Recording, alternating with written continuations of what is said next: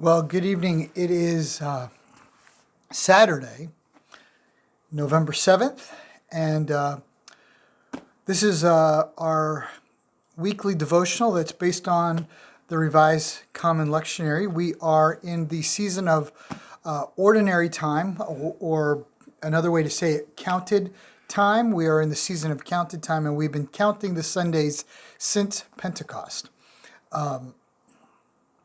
The color is green, continues to be green, although last week I kind of made a mistake. It was All Saints Day, and normally the color would have been white on Sunday, but red, and I missed that.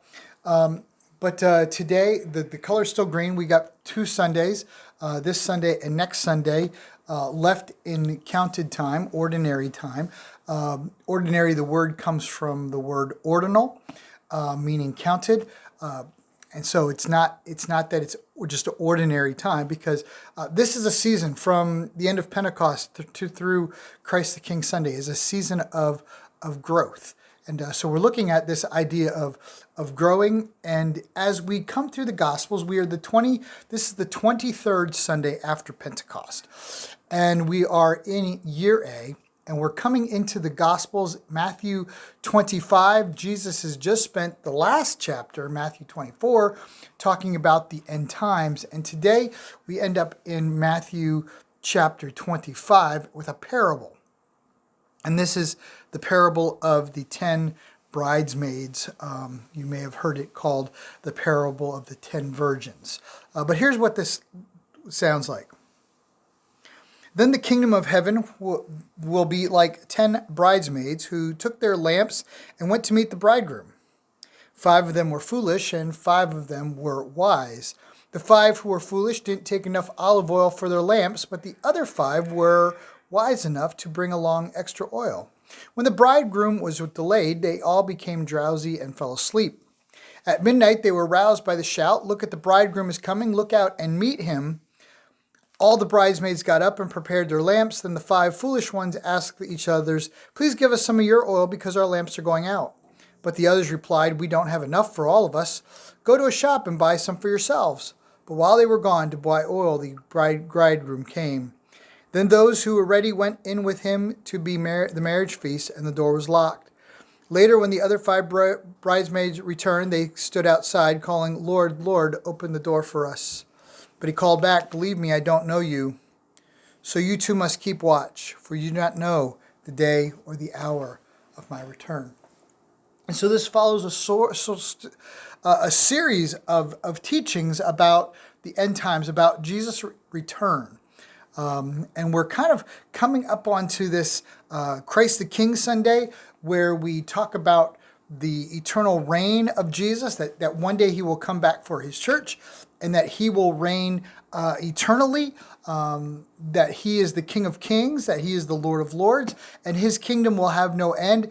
And so Jesus is talking about this coming kingdom, and that how we prepare for this coming kingdom. And we can see it through some of the teachings that we've been looking at over the last couple weeks, as we looked at Matthew chapter 22, where he said, "You shall love the Lord your God with all of your heart, mind, soul, and strength, and to love your neighbor as yourself." Beware of the Pharisees, beware of the teachings that are dangerous. And here, Jesus is really reminding his followers that we need to be ready at a moment's notice. Some background here is that the Jewish wedding is a little different than what we're used to, that they would be kind of hanging around, and then all of a sudden the bridegroom would come, and it was boom, boom, boom. And so it wasn't like they didn't have time to go out during the day. They just didn't ever. They weren't ready. They weren't ready for the bridegroom to come. And it's not like they didn't have time. They knew he was coming. I think that's when we think about the Lord's return, when we think about Jesus coming back. We have the time. We have nothing but time right now to get ready for him. We need to love the Lord our God with all of our heart, mind, soul, and strength. We need to love our neighbor as ourself. We need to take care of the widows and orphans in their distress and keep ourselves from being corrupted by the world. There are so many things that we need to do, that we are called to do as his disciples. And one of those is to be ready, to have our hearts prepared, ready to go when the bridegroom comes. The old gospel song goes, when the bridegroom comes, will you be ready? Are you washed in the blood of the Lamb?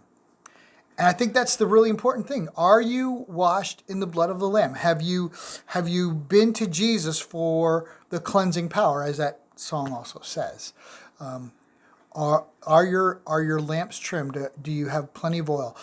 Are you preparing for the Lord's return? Are you prepared for the Lord's return?